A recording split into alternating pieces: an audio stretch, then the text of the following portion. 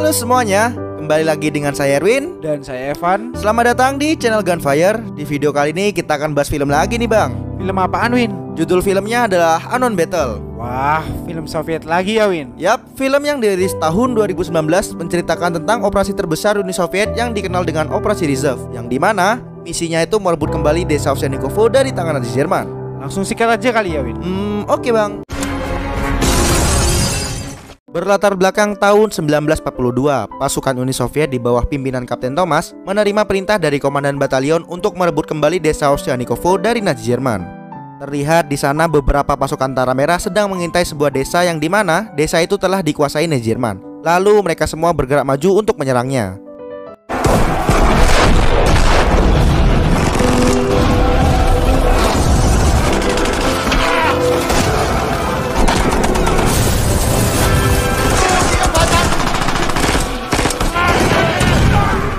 Baku tembak dan korban berjatuhan pun tidak dapat dihindari, hingga di mana pasukan Uni Soviet berhasil memasuki parit pertahanan Jerman dan juga telah berhasil memukul mundur tentara Nazi dari desa Ovsyanikovo.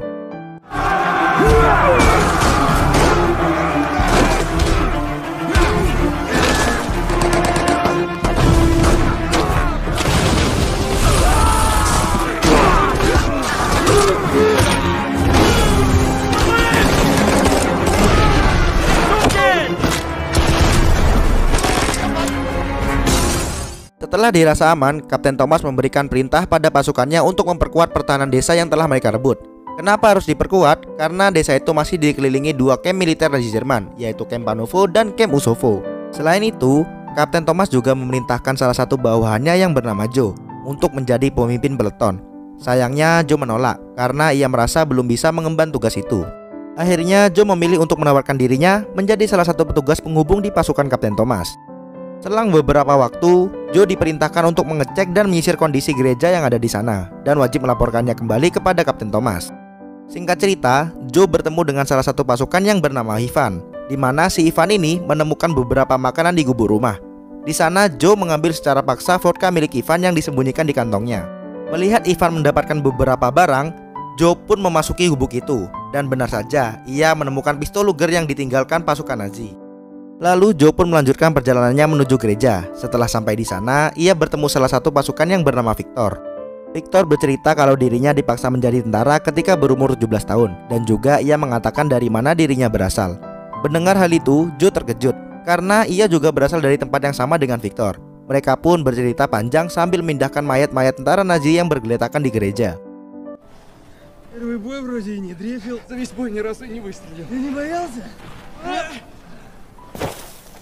Karena keasikan bercerita dan bersantai, mereka berdua ditegur oleh Sersan Vino yang tiba-tiba datang. Di sana juga sempat terjadi perselisihan antara Sersan Vino dengan Joe, karena Vino sedikit menyombongkan posisinya saat itu, di mana ia sekarang menjadi komandan peleton. Padahal sebelumnya posisi itu telah ditawarkan kepada Joe, tapi ia menolaknya. Joe hanya tersenyum dan pergi meninggalkan Vino. Di sisi lain, Kapten Thomas bertemu dengan penasehatnya yang bernama Sersan David. Mereka mendiskusikan tujuan merebut desa Ovsyanikovo dari tentara Nazi, di mana misi mereka yang sesungguhnya adalah mengalihkan perhatian dari pasukan Kamp Usovo untuk menyerang mereka, sehingga hal itu membuat pertahanan Kamp Usovo melemah dan dapat memudahkan pasukan Uni Soviet yang lain untuk merebut kembali. Setelah berdiskusi, Kapten Thomas kemudian menghubungi pusat batalion Uni Soviet bahwa mereka telah berhasil menguasai kembali desa Ovsyanikovo. Selain itu, Kapten juga meminta pusat batalion untuk mengirimkan 50 mortir yang akan digunakan sebagai senjata pertahanan. Namun sayang, pusat batalion hanya bisa memberikan 2 senapan mesin saja untuk pertahanan mereka. Mendengar hal itu, Kapten Thomas hanya bisa menerima keputusan atasannya. Singkat cerita, 2 senapan mesin yang dikirim pusat batalion pun tiba. Namun saat akan memasuki desa Ovsyanikovo, mereka ditembaki oleh tentara Nazi. Beruntungnya 2 senapan mesin tersebut telah sampai di parit pertahanan. Selang beberapa waktu setelah senapan mesin tiba, pasukan Uni Soviet yang lain pun mulai menyerang Kamp Usovo dan membawa 2 tank sebagai pendukung. Selain itu, Kapten Thomas juga diperintahkan untuk membantu mereka memberikan tembakan perlindungan dari sisi timur.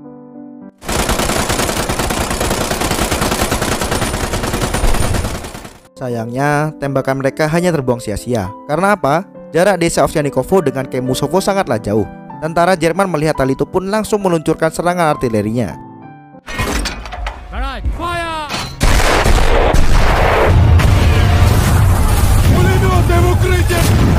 Pasukan Uni Soviet yang menyerang pun mundur karena dua tank mereka telah hancur. Selain itu, desa Ovsyanikovo juga menerima gempuran artileri tentara Jerman dan banyak dari pasukan Kapten Thomas ikut berjatuhan.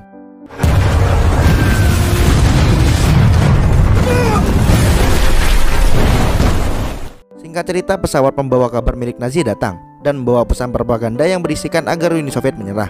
Lalu Sersan David memerintahkan untuk tidak menyimpan dan membaca selebaran itu. Karena apa? Kondisi saat itu banyak dari pasukan Uni Soviet yang berada di desa mengalami mental breakdown dikarenakan mereka mengalami kekalahan yang cukup telak dari serangan Nazi Jerman. Selang beberapa waktu, terlihat dua prajurit hendak menuju parit pertahanan pasukan Uni Soviet. Mereka adalah Letnan Bastian yang merupakan komandan intelijen dan ajudannya yaitu Max.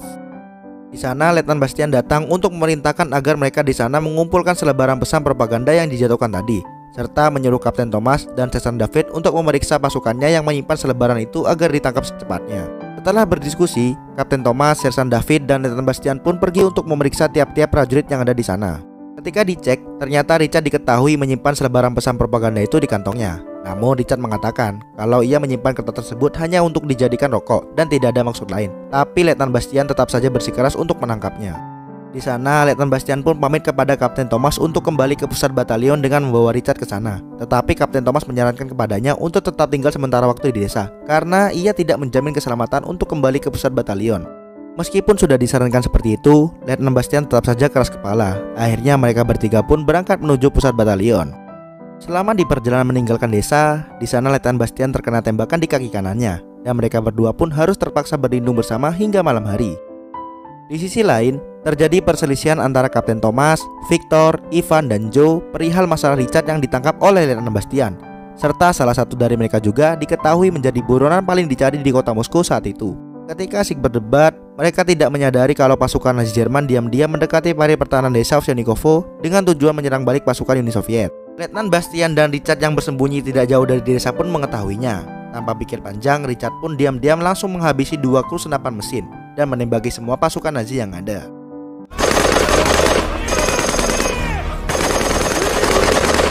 Letnan Bastian yang bersama Richard pun ikut andil. Ia menembakkan flare gun agar pasukan Uni Soviet dapat menghabisi Nazi Jerman. Pertempuran hebat pun terjadi di sana.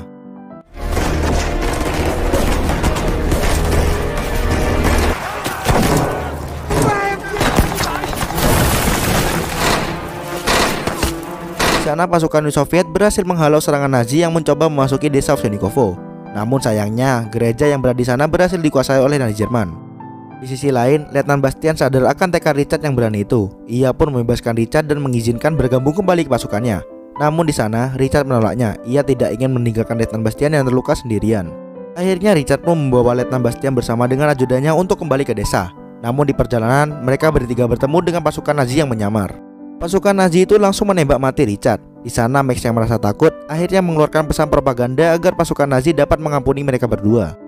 Namun di sana, perwira Jerman yang memimpin pasukan itu memberikan pilihan berat kepadanya, di mana jika Max ingin selamat, maka ia harus membunuh komandannya sendiri. Karena Max tidak ingin beriman kepada Letnan Bastian, ia pun memutuskan untuk bunuh diri. Di sisi lain, pasukan Nazi yang berada di gereja mengambil keputusan untuk tidak melakukan serangan ke desa Ovsyanikovo secara terang-terangan. Namun mereka akan membombardir terlebih dahulu menggunakan mortir.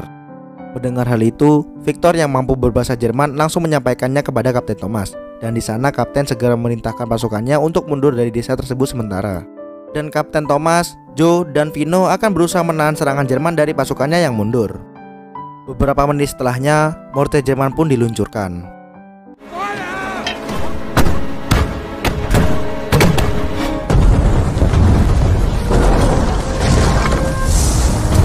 Di sana, Sersan Vino harus terbunuh akibat serangan mortir yang mengenainya. Sementara Kapten Thomas dan Joe mencoba menembaki sambil mundur perlahan menyusul pasukannya.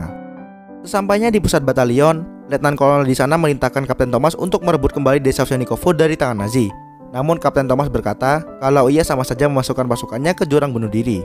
Namun Letnan Kolonel berusaha meyakinkan kembali Kapten Thomas tentang rencana tersebut, dikarenakan desa itu sangatlah penting sebab akan terjadi operasi rahasia Uni Soviet di sana.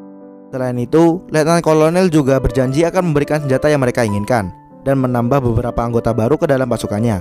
Tetapi dengan syarat mereka harus berhasil merebut kembali desa Ovsyanikovo. Dan tibalah di hari film, kita diperlihatkan pasukan Uni Soviet kembali memulai serangan balasan mereka untuk merebut desa Ovsyanikovo dari tangan Nazi Jerman. Dan film pun berakhir. Ending yang cukup nanggung ya, Win. Ya emang gitu filmnya bang, mau gimana lagi? Film ini sih lebih ke arah dedikasi buat veteran perang gak sih? Ah bener bang, soalnya waktu itu ya pasukan Uni Soviet korbannya kurang lebih 400.000 lah yang meninggal. Tapi titik baliknya tetap Uni Soviet kan yang menang. Iya bang, tetap Uni Soviet kok yang berhasil menguasai. Ya meskipun harus kehilangan banyak korban. Ada pesan yang diambil gak dari film ini? Oh jelas ada dong, perang itu gak enak guys. Banyak nyawa gak berdosa ikut melayang. Nyawa manusia itu kayak gak ada artinya. Mending damai kayak sekarang. Oke deh. Cukup kali ya sampai di sini. Semoga kalian suka sama videonya dan tungguin konten dari kami selanjutnya. And see you next time. Dadah.